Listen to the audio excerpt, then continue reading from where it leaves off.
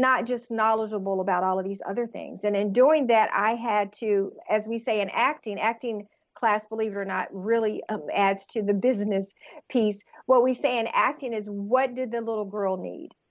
So really taking some time and assessing, as a child, was I interested in? What drove me? Because a lot of times we still have those same interests. They've just become buried or covered up because of all of the other responsibilities that life has brought us. And then as a child, we hear no so many different times, we become discouraged. So if we do the work to say, what did this little girl need? What does she like to do? And then identifying some activities or hobbies that tie into that to say, hey, is this something I still like? And, if it is, building on from that. And so, when I did, self-awareness is so important.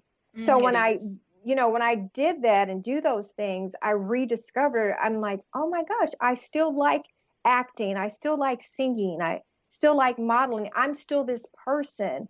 And just because I'm a mom or a business owner, I don't have to choose. I'm a whole person with all of these different things, and that's okay. And then accepting that this whole talk about work-life balance, it's not that it's a 50-50 thing. It's that it's a whatever you choose to do, you're totally present kind of thing.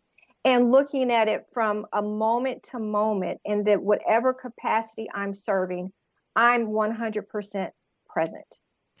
And I love that you talk about, it's so much I want to dig into, but I love how you talk about the little girl and what the little girl needs, because I think for a lot of us growing up, fear and shame and guilt prevented us from being able to really become all that we could be. What have you been able to overcome because of fear?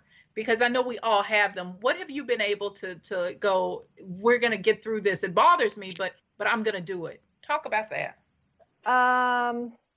One thing that was scary for me was starting my consulting business and trying to, scale that and make it sustainable and everything.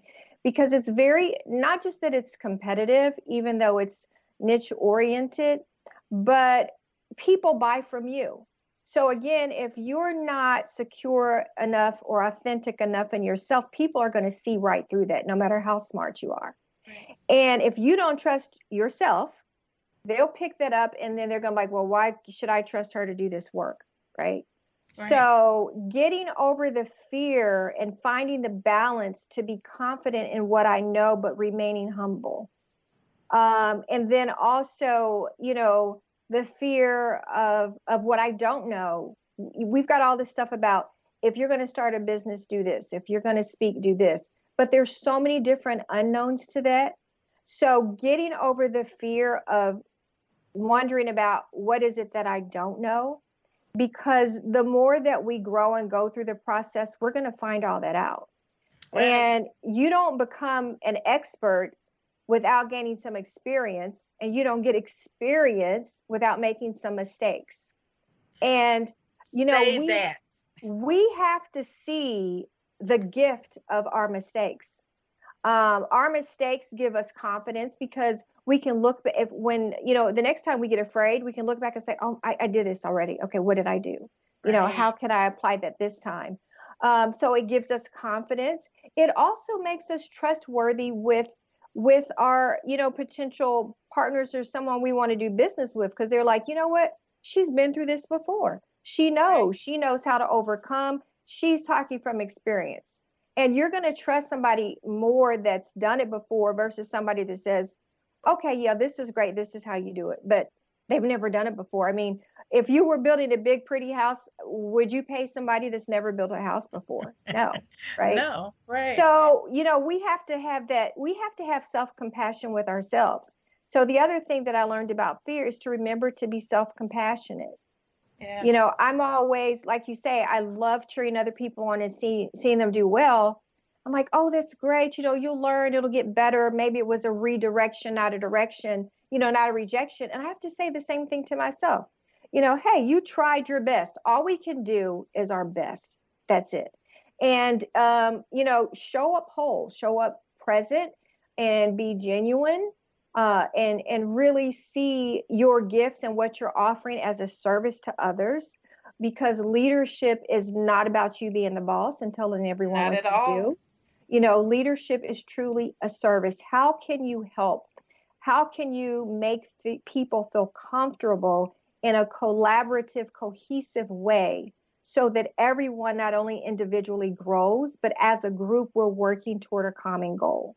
And see, you've done that with your girls. I will say this, you have exemplified what leadership looks like, not only as a business person, but you've done that in your home. What is it that, two things for me. What is it that you've learned as a mom? Because you've got two adult children who are phenomenal and doing really great Thanks. work in this world. So, what did you learn being a mom, and what was the biggest lesson that you taught your girls? The biggest lesson that I taught them, and they talk about it often, is to be comfortable in their own skin. Yeah. Don't let someone else's voice be louder than your own. No one is going to know you better than yourself. Yeah. So be comfortable in being misunderstood. If it is something that you want, something that you're interested in, you've worked hard at it and you deserve it, do it. And I tell them too, even if I maybe don't even get it at the time and disagree, if that's what you want and that's what you feel you should be doing, doing it. Because, I believe, I tell them too, God gives us intuition for a reason. God is Right. going to speak to you about you before he does me. So maybe it's something that you've heard, that you feel is calling or speaking to you, maybe from the universe, that I don't see yet. That's your call. So that was definitely one thing, is getting them to trust themselves and the beliefs and goals that they have for themselves, but to remain confident, even if they're rejected or even if someone else doesn't get it, because it's all going to come together at the end. The process might be a little painful and scary, but in the end, it's going to be wonderful. The next thing, that I always tell them, is to take time to enjoy the moments.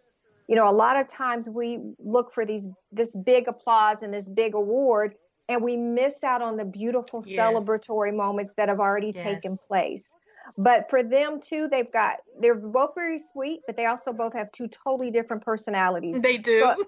so as a mom, my goal is to appreciate them and with the personalities that they are, and treat them in that way. Never make them feel like one is better than the other or one has to be like the other, but to just let them grow in their own unique identity and personalities.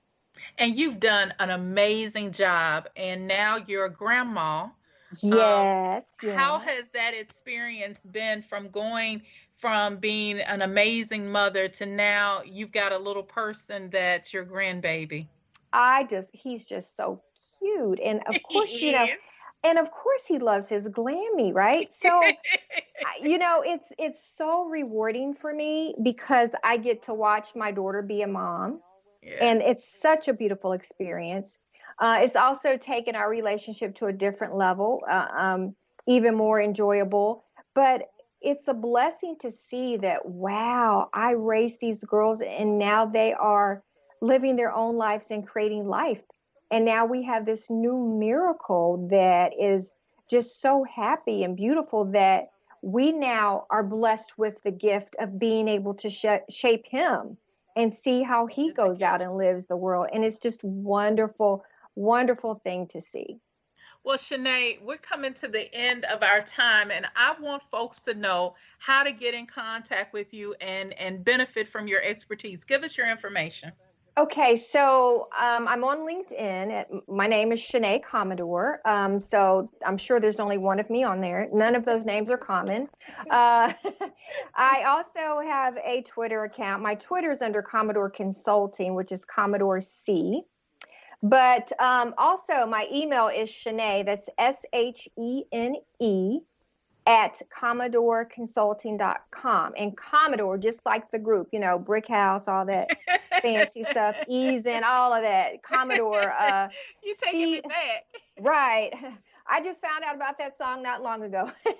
No, Shene at Commodore, COMMODORE consulting.com. Shene, I'm so grateful you said yes to be on the show. I got to have you back because there's so much more that I want to dig into and talk about. But I just want to say thank you for sharing your story and letting women know that no matter how much fear that they may face about doing something, if they bet on themselves and believe in themselves, anything is possible. Always, always, always.